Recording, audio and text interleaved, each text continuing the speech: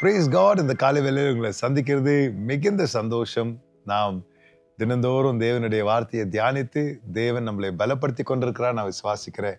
மத்தேயு 5வது அதிகாரத்திலிருந்து நாம் தியானித்து வருகிறோம். இன்றைக்கு 9வது வசனத்தை நாம் வாசித்து தொடங்குவோம்.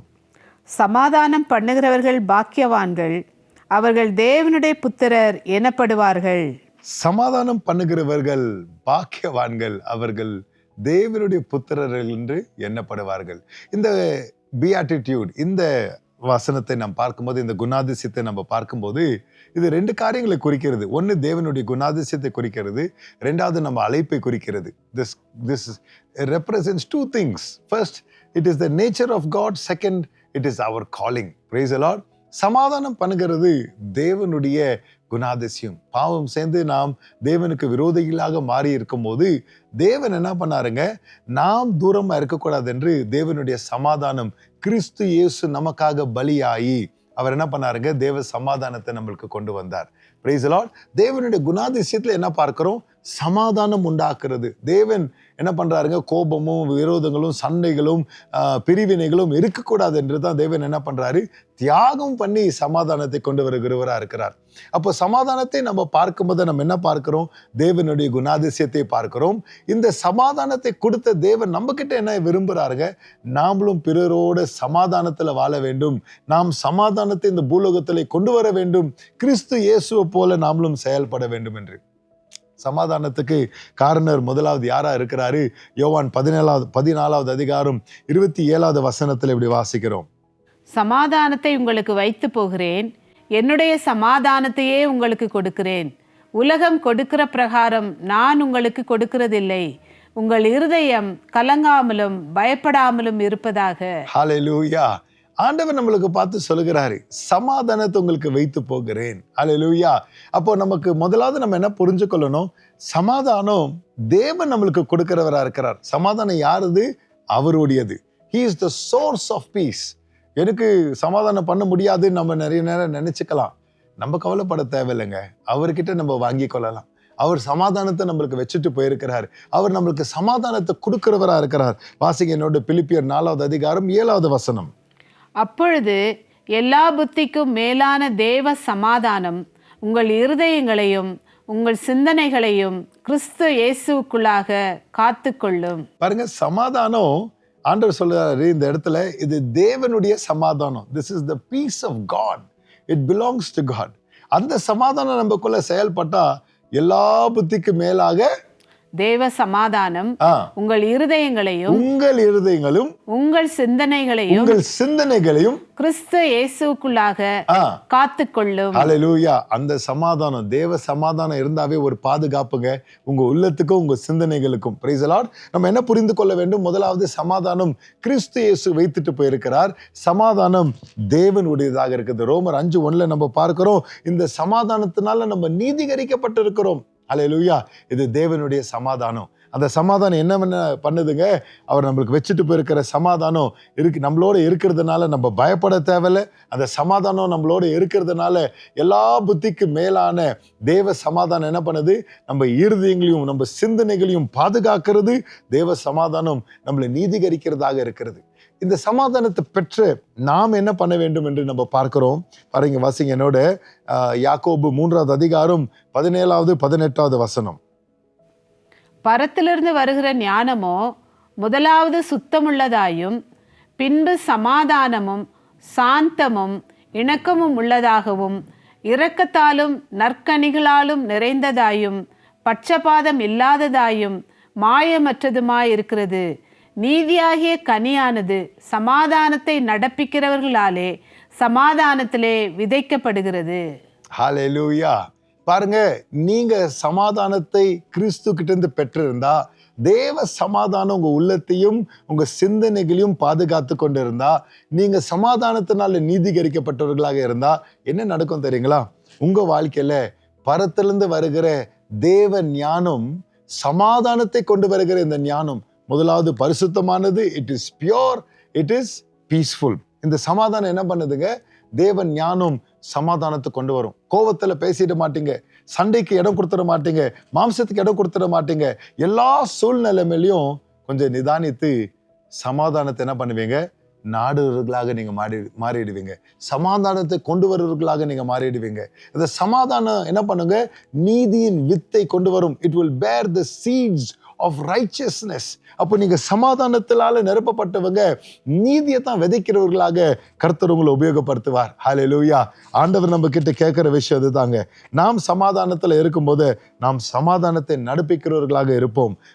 ரோமர் 14வது அதிகாரம் 19வது வசனத்தை வாசிக்கலாம்.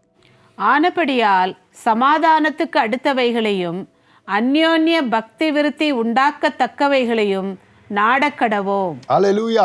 சமாதானத்துல இருக்கிறவங்க அந்யோன்ய ஐக்கியத்துல என்ன பண்ணுவாங்க? பக்தி விருத்திக்கு ஏதுவான காரியங்களை நடப்பிப்பாங்க. ஹல்லேலூயா. when you are peaceful you will be a person who brings edification. praise god. சமாதானத்தை நாம் பின்பற்றும் போது நாம் பக்தி விருத்தியை கொண்டு வருவோம். சமாதானம் இல்லைன்னா கோபங்களும் சண்டைகளும் விரோதங்களும் கசப்புகளும் மன்னிக்காத குணாதிசயங்களும் இதெல்லாம் உள்ள வந்துருவாங்க. ஹல்லேலூயா. அதுக்காக தான் ரைச்சியஸ் இல்லைங்களா, அதாவது நீதியின் வித்தாக இது காணப்படுகிறது. சமாதானம் நமக்குள்ள இருக்க வேண்டும் என்று ஆண்டவர் விரும்புகிறார். சமாதானம் உள்ளவர்கள் இப்படியெல்லாம் செயல்படுவாங்க. அதனாலதான் அவங்க தேவனுடைய புத்திரர்கள் என்று அழைக்கப்படுவார்கள் என்று நாம் பார்க்கிறோம். என்னோட வாசிங்க ரோமர் 12வது அதிகாரம் 18வது வசனம். கூடுமானால் உங்களால் ஆன மட்டும் எல்லா மனுஷரோடும் சமாதானமாயிருங்கள். ஹல்லேலூயா.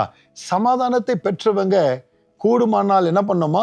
எல்லாரோட சமாதானத்தோடு. இன்னைக்கு கொஞ்சம் யோசிச்சு பாருங்க, எங்கெல்லாம் உங்களுக்கு சமாதானம் இல்லை, எந்த உறவுகள் எல்லாம் உங்களுக்கு சமாதானம் இல்லை, யாரோடெல்லாம் உங்களுக்கு சமாதானம் இல்லை. ஆண்டவர் சொல்லுகிறாரு, மேக் இட் ரைட். அதை சீர்படுத்தி கொள்ளுங்க. அங்க நீங்க விட்டு கொடுக்கும் போத நீங்க உங்களே விடுதலை ஆக்கி கொள்ளுகிறீங்க இல்லைங்களா? சமாதானத்தின் காரணத்துக்காக நீங்க விட்டு கொடுக்கும் போத அந்த சமாதானம் உங்க மனதை காக்க தொடங்கிடும். சமாதானத்துக்காக நீங்க விட்டு கொடுக்கும் போத அந்த சமாதானம் உங்க உள்ளத்துல உங்க யோசனைகளை உங்க சிந்தனைகளை ஒரு பாதுகாப்பை கொண்டு வந்து விடும். Praise God. சமாதானம் இருக்கிறவங்க கூடுமான அளவுக்கு எல்லோரோடு சமாதானமா இருக்கணும்ன்றாரு. எபேசியர் 4வது அதிகாரம் 3வது வசனம்.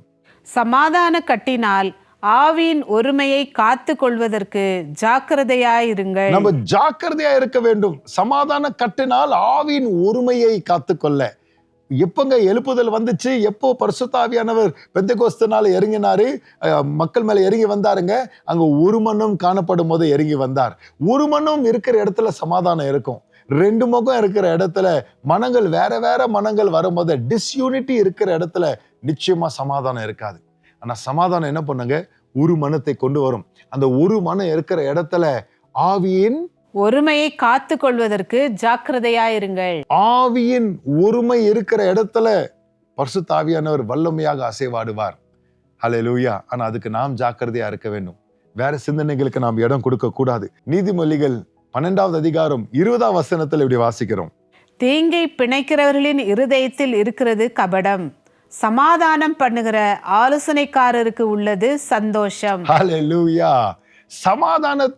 சமாதானம் பண்ணுகிற ஆலோசனைக்காரருக்கு உள்ளது சந்தோஷம். சமாதானம் பண்ணுகிற ஆலோசனைக்காரர்களுக்கு ஆண்டவர் என்ன பண்றாருங்க?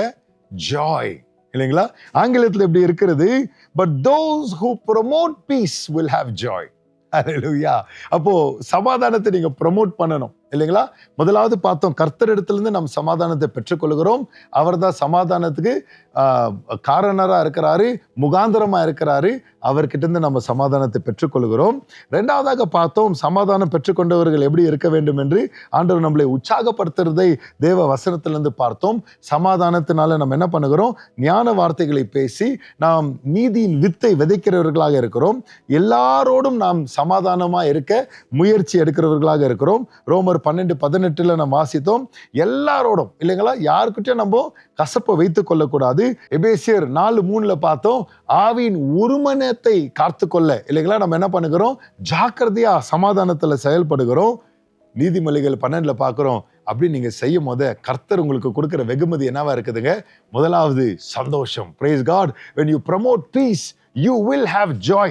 அடுத்த வெகுமதியை நம்ம பார்க்கிறோம். நம்ம மத்தேயு 5:9 பார்த்தது போல சமாதானத்தை நீங்க கொண்டு வரும்போது தேவனுடைய புத்திரர்கள் என்று நீங்க அழைக்கப்படுவீர்கள் என்று நாம் பார்க்கிறோம். எபிரேயர் 12வது அதிகாரம் 14வது வசனத்துல நாம் இப்படி வாசிக்கிறோம். இப்படி நாம் சமாதானத்தை கொண்டு வருவர்களாக இருக்கும் போது நாம் பரிசுத்தமாக்கப்படுகிறோம். Praise the Lord. பரிசுத்தம் இல்லாமல் நாம் தேவனை தரிசிக்க முடியாது. சமாதானமா இருக்கிறவர்கள் பரிசுத்தவான்களாய் ஜீவிப்பார்கள். கடைசியாக 2 கொரிந்தியர் 5வது அதிகாரம் 18ஆம் வசனத்திலிருந்து 20ஆம் வசனம் மட்டும் நீங்க பார்க்கும்போது, அப்போஸ்தலனாகிய பவுல் ஒப்புரவாக்குதலின் ஊழியத்தை தேவன் எங்களுக்கு கொடுத்திருக்கிறார்.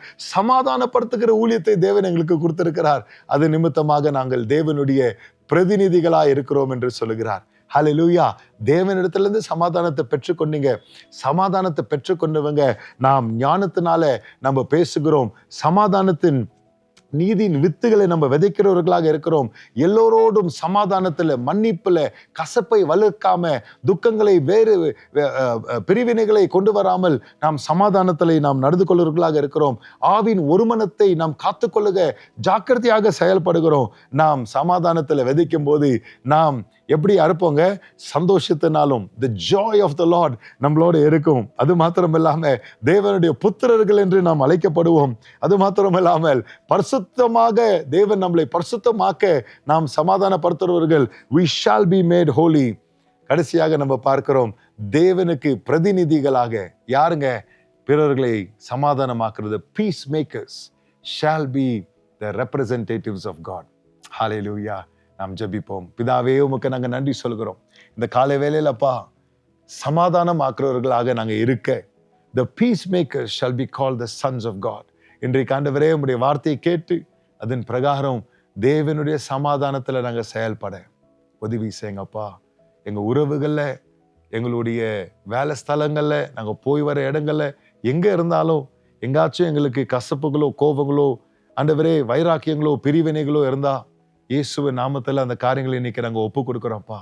தேவ சமாதானம், எல்லா புத்திக்கு மேலான தேவ சமாதானம் எங்க இருதயங்களையும், எங்க யோசனைகளையும், சிந்தனைகளையும் பாதுகாத்து, தேவ நீதியில எங்களை வழி நடத்தி, உம்முடைய ஞானத்தை நாங்க பேச, உமக்காக செயல்பட, உம்முடைய பிரதிநிதிகளாக செயல்பட உதவி செய்யுங்க. இயேசுவின் மூலம் ஜெபிக்கிறேன் ஜீவனுள்ள நல்ல பிதாவே. ஆமென், ஆமென்.